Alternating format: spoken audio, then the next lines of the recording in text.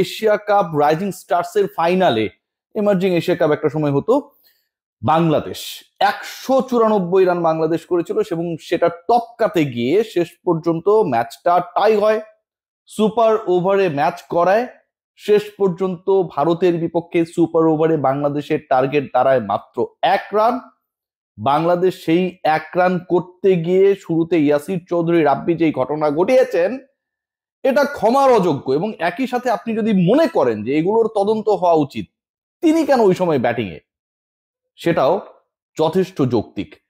আলোচনায় আসবো, সমালোচনা করব, বাংলাদেশ ফাইনালে গেছে, অভিনন্দিত করার ক্ষেত্রে কোনো ধরনের কার্পণ্য করব না।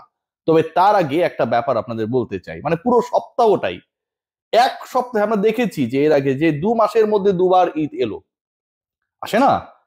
কিন্তু এক সপ্তাহের মধ্যে 2বার ঈদের চাঁদ, ঈদ, আনন্দ, ঈদ মানে তো আনন্দ, এভাবে আসবে এটা কে ভেবেছিল? বাংলাদেশ ক্রিকেট দল অবশেষে ফুটবল দল যেভাবে 22 বছর পর ভারতকে হারিয়ে ওই এশিয়ান কাপ বাছাইয়ে অদম্য পারফরমেন্স দেখিয়েছিল, মাত্র কদিন আগেই 18 তারিখে বাংলাদেশ ক্রিকেট দল যেন সেটারই অনুবাদ করেছে। দিন শেষে জয়টাই হচ্ছে সবচেয়ে বড় কথা, অন্য আলোচনায় আমি আসছি। ফুটবলীয় কৌশল, সৌন্দর্য, ক্রিকেটীয় বাস্তবতায় ঠিক ওইভাবে প্রস্ফুটিত না হলেও এই জয়কে ছোট করার কোনো সুযোগ নেই, কারণ ভারতকে হারিয়ে ফাইনাল এনশিওর করা গেছে। ভারতকে হারিয়ে ফাইনালে যাওয়ার ট্রফি জয়ের থেকেও ইন্ডিয়াকে যে বাংলাদেশ হারাতে পেরেছে এটাই যেন অনেক বড় কিছু। এই ভারতের বিপক্ষে বাংলাদেশ খেলতে নামলে 11 জন মাঠে খেলেন, কিংবা এই ফরম্যাটের হয়তো নাম্বার অফ ক্রিকেটার্স ওই নাম্বারের সাথে মেলে না, কিন্তু এন্ড অফ দ্য ডে খেলেন কিন্তু পুরো 18 কোটি মানুষ টেলিভিশন সেটের সামনে। সবার উৎকণ্ঠা কখন বাংলাদেশ জিতবে, জয় পাবে।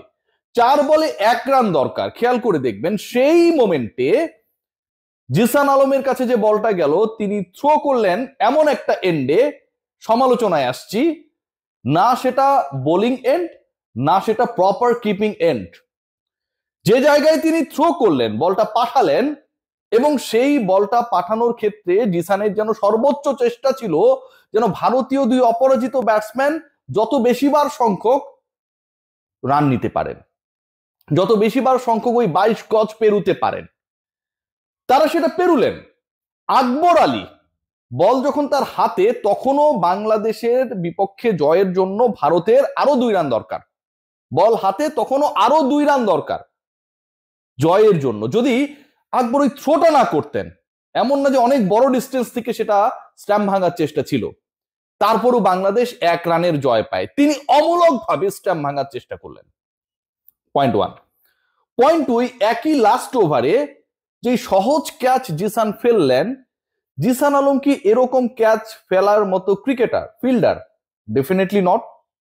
আপনি, আপনারা, আমি, যে কেউ যদি এই ম্যাচের লাস্ট ওভারটাকে কোনোভাবে অনুবীক্ষণ যন্ত্রের নিচে নেওয়ার চেষ্টা করেন, কাকতালীয় ঘটনাগুলোকে যদি আপনারা মনে করার চেষ্টা করেন যেখানে সন্দেহজনক কিছু হয়েছে, তাহলে এটার বিরুদ্ধে বলার আমার অন্তত কিছু থাকবে না।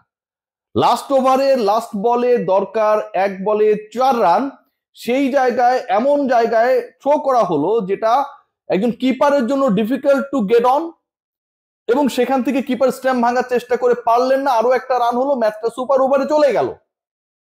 একই লাস্ট ওভারে যেই ক্যাচটা জিসান যেভাবে ফেলেছেন এটা রীতিমতো ক্রাইম, এবং সেই ক্যাচ তিনি কেন ধরতে পারলেন না এটা রীতিমতো একটা, কি বলবো, গবেষণা হতে পারে। বাংলাদেশ ম্যানেজমেন্ট এখানটাই শেষ না, নাটক কিন্তু এখানটাই শেষ না। পাঠালো ওই 1 রান করার জন্য, 1 ওভারে দরকার 1 রান, সেই একটা রান করার জন্য ইয়াসির চৌধুরী রাব্বির মানে দৈহিক যে গড়নটা রয়েছে ঠিক ওইরকম কিন্তু আসলে প্রস্ফুটিত বা দেখার মতো কোনো পারফরমেন্স আমরা পাই না। রাব্বিকে আপনি মাঠে দেখতে পাবেন সহজেই, ট্রেস করতে পারবেন সহজেই, আমাদের আকরাম ভাইয়ের মতো, কিন্তু এন্ড অফ দ্য ডে তার নিজের লুকসের সাথে তাকে যেভাবে আপনি ট্রেস করতে পারবেন as a person, as a cricketer, as a figure, আপনি কোনোভাবেই তার পারফরমেন্সটাকে ট্রেস করতে পারবেন না। ইয়াসির চৌধুরী রাব্বি ওই 1 রান করার জন্য, যেখানটায় বাংলাদেশের লক্ষ্য 1 রান 1 ওভারে, যেই শটটা খেললেন, ছক্কা মারার চেষ্টা করলেন, কেন সেটা করলেন, কেন করতে হবে আমার মাথায় ঢোকে না। রিপন মন্ডল অসাধারণ বল করেছেন, তিনি যেভাবে বাংলাদেশকে এই ম্যাচটাতে জেতানোর ক্ষেত্রে বাংলাদেশকে ইনফ্যাক্ট ওই সুপার ওভারের ইকুয়েশনটাও মিলিয়ে দেবার ক্ষেত্রে রোল প্লে করেছেন, সেটা অসাধারণ। রিপন মন্ডল ছাড়া আর প্রতিপক্ষের বোলার যিনি ওয়াইড দিলেন তিনি ছাড়া এই ম্যাচে আমি শুধু একজনকেই পাই যিনি আসলে ম্যাচটা জেতানোর জন্য চেষ্টা করেছিলেন, হাবিবুর রহমান সোহান।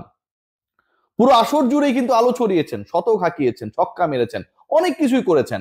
এবং বৈভব সূর্যবংশীদের সাথে যখন তুলনা করা হচ্ছিল যে আমরা কখনো ওরকমটা হতে পারবো না, ঠিক তখন সোহানের ওই 60+ ইনিংসটাই কিন্তু বাংলাদেশের বেস তৈরি করেছে, বাংলাদেশের ইনিংসটাকে সিমেন্ট করেছে, এমন একটা ভিত্তি দিয়েছে যে এই রানটা ইন্ডিয়ার জন্য ডিফিকাল্ট হইতে পারে।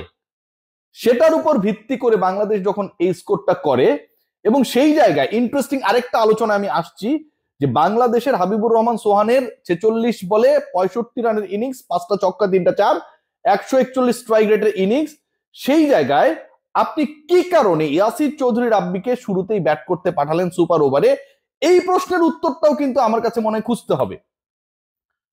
জিসান আলম যে ঘটনা ঘটিয়েছেন, অপর প্রান্তের অপরাজিত ব্যাটার যদি খোঁজার চেষ্টা করেন যে বাংলাদেশের হয়ে কারা ছিলেন, সেখানটায় আপনি কিন্তু জিসানের নামটা দেখতে পাবেন। যেই জিসান আলম ক্যাচ ছেড়েছেন, যেই জিসান আলম বাজে থ্রো করেছেন, সেই জিসান আলম বাংলাদেশের সুপার ওভারকে যদি আপনারা খেয়াল করেন, সেই সুপার ওভারে অপরাজিত ব্যাটারদের একজন। অথচ পুরো ইনিংসে দলের হয়ে সবচেয়ে বেশি বল যিনি খেললেন 46টা, সবচেয়ে বেশি ছক্কা যিনি মারলেন 5টা, এবং ইন্টারেস্টিং পার্ট যেটা, তার সাথেও যদি 18 বলে 48 কটা মেহরবের কথা যদি আপনি বলতেন যে তাকে আমি নামাবো, সেটাও যুক্তি হতো, সেটাও আপনার